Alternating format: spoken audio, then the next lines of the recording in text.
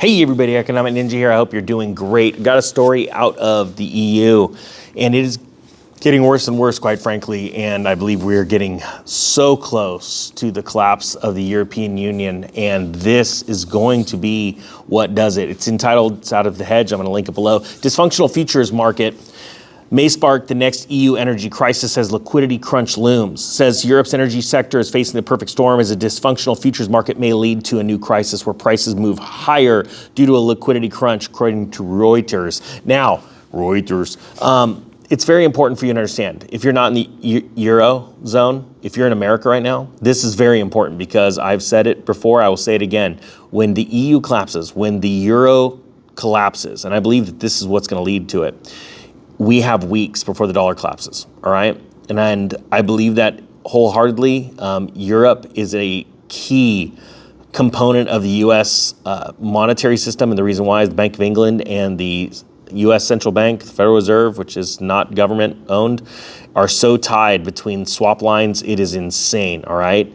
Those ties never changed when we started our own country. And that's what's scary. That's why our Constitution was written the way it was. But the bankers figured out a way of getting in and entrenching themselves in America. So very, very important here. And if you're not in either of those countries, the US or Europe, it's very important because as the dollar goes down, everything else comes down too around it, all right? Just like what happened in Lehman Brothers 2008, but way worse because this is not a real estate crash leading to a recession. This is a depression from a currency crisis, okay? Big difference. Says sharp swings in natural gas and electricity prices since Russia invaded Ukraine have left some oil and gas companies without the necessary funds to hedge their physical trades. If they cannot satisfy margin calls, an exchange requirement for extra collateral to guarantee trading positions when prices rise.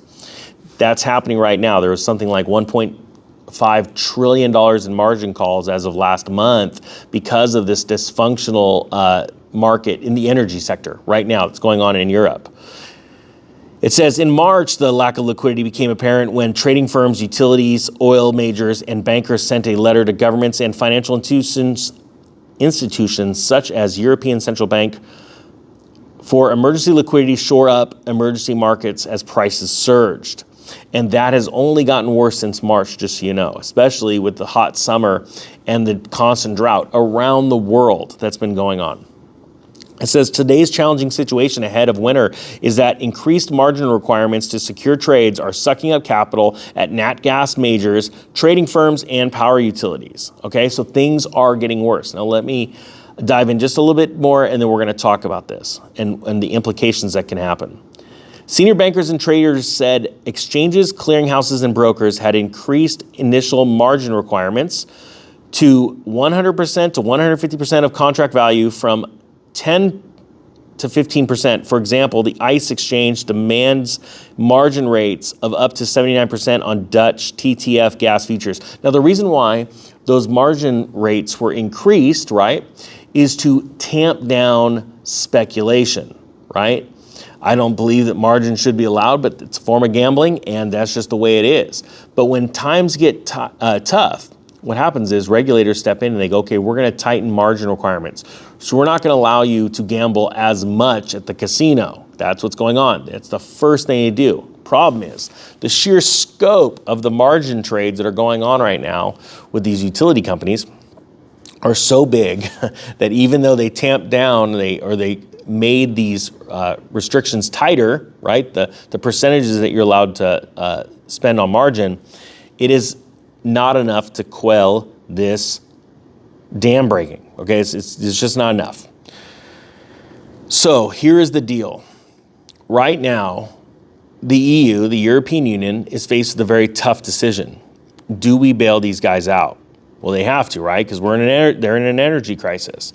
At the point which they bail them out and they start to bring in funds or add liquidity into the system, provide loans, or just straight up, we're going to bail you out, like what California did with PG&E. What you're going to see is rampant abuse of funds, and you're going to see the devaluation of the currency, even worse than it already has been. All right, and think about that.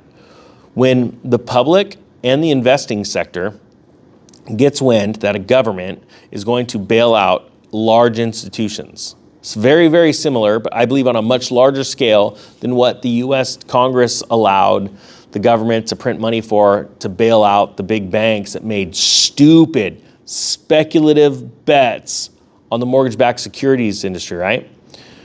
What happens, and that was through they bailed them out through quantitative easing, right? The Federal Reserve and the government, took out loans from the Federal Reserve to bail out companies.